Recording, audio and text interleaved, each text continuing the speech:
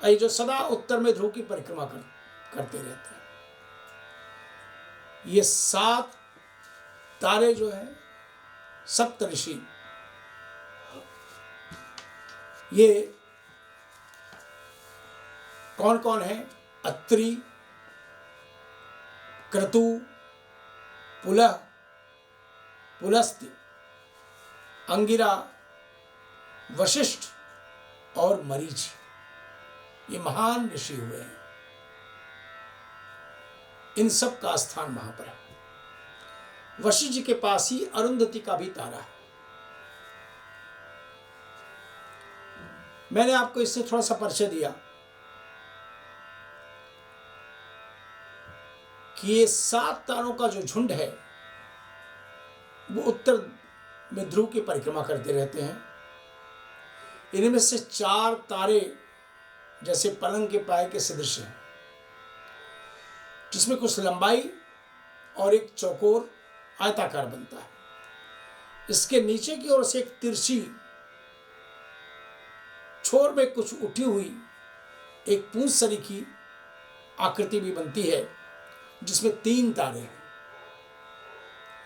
इस चौकटे के सबसे आगे 2 पाए, एक ऊपर एक नीचे, जो क्रतु और अत्रि हैं। इन दोनों के सीध में यदि एक लकीर उसके आगे सीध दिशा में आगे बढ़े तो इस सीध में एक तारा साधारण प्रकाश का दिखेगा। उसी तारे को प्रतिदिन ध्यान दें तो वो चलता हुआ कभी नजर नहीं आएगा, और उसी तारे के आसपास सप्तर्षि मंडल घूमेगा, और यही ध्रुव तारा है। कश्यप मंडल में बाईं ओर का जो तारा है, उससे एक लंबी रेखा अगर लंबवत हम खींचेंगे तो ध्रुव में आकर के ध्रुव तारे की ओर मिलेगी। सप्तर्षि और महर्षि के बीच में यह ध्रुव तारा है। सप्तर्षि मंडल और महर्षि मंडल के बीच में यह ध्रुव तारा है। इस ध्रुव के आसपास सप्तर्षि मंडल पूर्व से पश्चिम की ओर घूमते हुए दिखाई पड़ते हैं। ये थोड़ा सा आज मैंने आपको ध्रुव तारे के विषय में बताया। अब नक्षत्र, इन नक्षत्रों के विषय में जानना आवश्यक है, क्योंकि आकाश पूरा 360 अंशों का है। हमारे बच्चे बैठे हैं, आप सभी सुधीजन जानते हैं, मेरी बेटी आप वहां बैठी होंगी। ये 360 अंशों का पूरा बचक्र, और इसमें 27 नक्षत्र स्थित हैं। अश्विनी, भरणी, कृतिका आदि से लेकर के रेवती तक। और प्रत्येक नक्षत्र के 4 चरण होते हैं।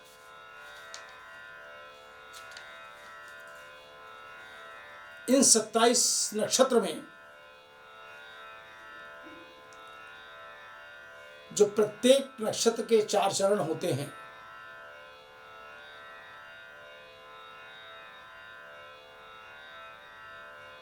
उन सब से मिलाकर के 4 चरण, और अगले नक्षत्र के 4 चरण, और उसके अगले नक्षत्र के 1 चरण को मिलाकर के एक राशि बनती है, जो राशि स्थित नहीं है। जितने भी इस धराधाम पर हैं, सब किसी न किसी राशि में उनका जन्म हुआ। वो राशि कैसे बनती है? नक्षत्रों के माध्यम से। तो नक्षत्र के विषय में थोड़ी बात को मैं बताना चाहूंगा यहां पर। अब आप पंचांगों में देखते होंगे अश्विनी नक्षत्र, चूचे, चोला, अश्विनी, ये 4 चरण ये आकाश में स्थित है। जिस समय बेटे बेटी किसी का जन्म हुआ, संसार में जितने भी इस समय हैं,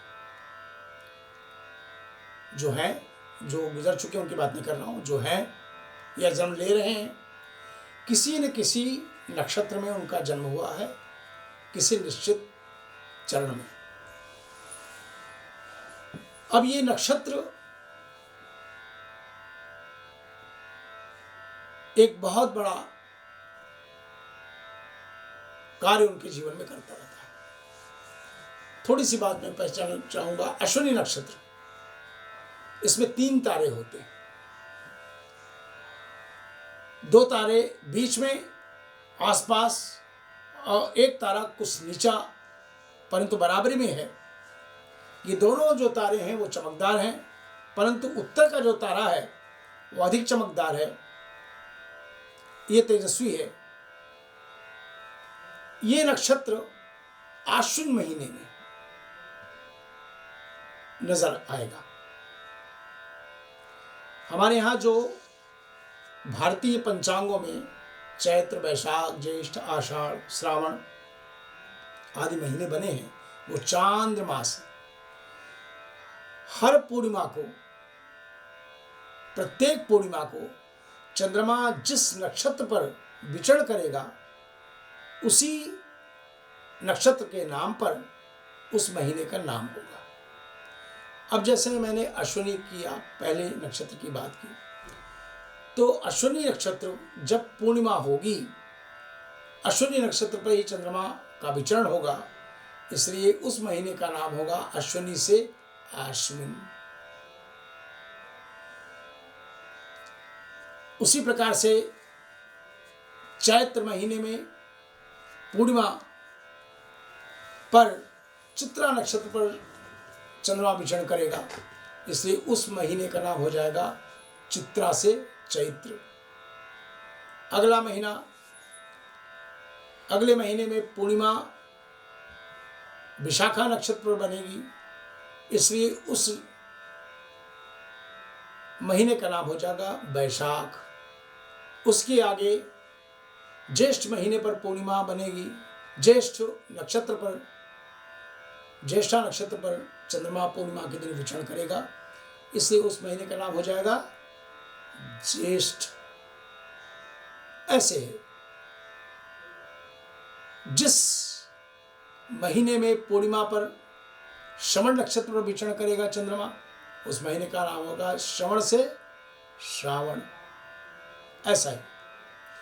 तो अश्विनी, भरणी, कृतिका। भरणी में 3 छोटे छोटे तारे हैं, एक छोटा सा त्रिकोण बनता है। अश्विनी और भरणी के बीच में रेखा खींचने पर रेखा के उत्तर में यह त्रिकोण बनता है। अश्विनी के आगे पूर्व की ओर इसका आकार त्रिकोण बनता है। कृतिका और जो तीसरा नक्षत्र है, तारागणों का गुच्छा सा दिखाई देता है। ये कृतिका नक्षत्र कार्तिक महीने में स्पष्ट नजर आता है। इसलिए भारतीय अभी भी किसान जो है कार्तिक महीने में ये दिखाई पड़ता है। इसको देख के कार्तिक स्नान करने वाले अपने समय का अनुमान लगाते हैं। रोहिणी, इसमें 5 तारे हैं। इसका आकार गाड़ी सदृश है, परंतु देखने में कोण सा दिखाई पड़ता है और इसमें नीचे का तारा अधिक प्रकाशवान है। कहते हैं शनि और मंगल जब ये शकट के रूप में है, गाड़ी के रूप में, जब इसका भेदन करते हैं तब प्रलय होता है।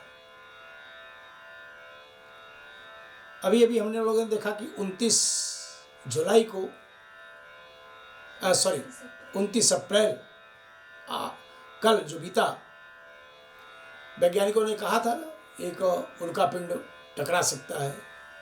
नहीं, जब तक शनि और मंगल का रोहिणी नक्षत्र पर शकट भेदन नहीं होगा तब तक प्रलय की स्थिति बनी नहीं सकती।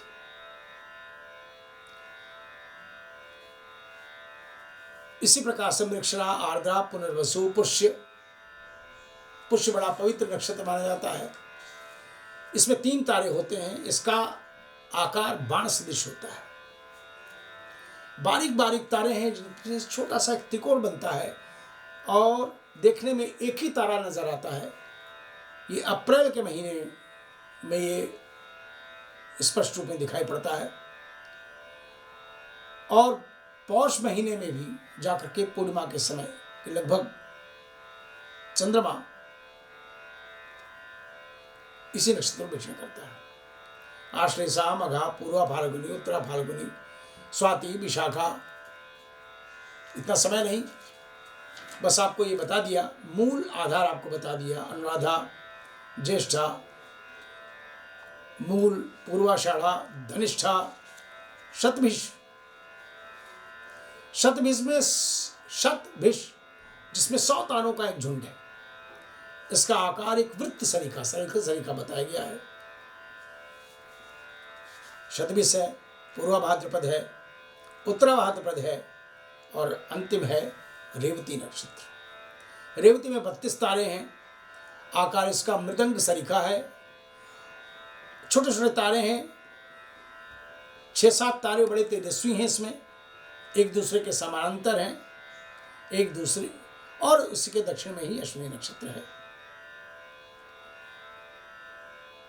ये आज मैंने आपको नक्षत्र का परिचय दिया, क्योंकि आपका जन्म या आपके आगे की भविष्य की पीढ़ियां जितने भी जन्म लेंगे वो सब किसी न किसी नक्षत्र में जन्म लेंगे। उसके अनुसार ही उनका जीवन, उनकी व्यवस्थाएं संपन्न हो।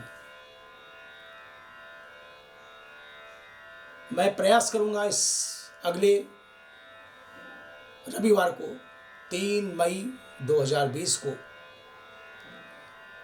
सायं पुनः 5 बजे। वचन नहीं देता हूं, लेकिन फिर भी पूरा प्रयास करूंगा आपको इसकी आगे राशि से संबंधित जितने भी बैठे हैं, किसी न किसी राशि से संबंध है आपका।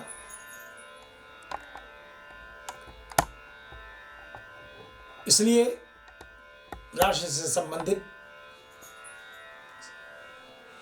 सारी बातों को बताऊंगा। उसी राशि के अनुसार आपका जीवन चल रहा है। ये जानकारी, दुर्लभ जानकारी आपको मैं दे रहा हूं। जनपत्रिका, इसके बाद राशि आप जान लेंगे तो फिर सारी क्रमों को आप जान लेंगे। और मेरे भाई बहन, ज्ञान अर्जन, शक्ति अर्जन करने का बहुत सुंदर समय आया है। भगवान से जुड़ने का, जिनके कदम अभी भक्ति के मार्ग में नहीं मुड़े हैं, आपको ये सब रहस्यपूर्ण ज्ञान दे करके आप सत्य की ओर जाएं, क्योंकि प्रभु ही देने वाले हैं। देने के बदले लेना, हम मनुष्य क्या करते हैं, देते हैं तो लेने की इच्छा भी रखते हैं। देने के बदले लेना ये तो बीमारी है। देने के बदले लेना ये तो बीमारी है। और जो दे करके भी कुछ ना ले वो बांके बिहारी है। आइए प्रभु के चरणों की ओर चलते हैं। पुनः रविवार को शाम को 5 बजे हमसे मिलेंगे।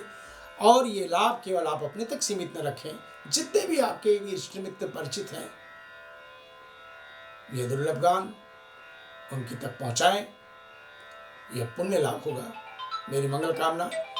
बोलिए लक्ष्मी नारायण भगवान की जय।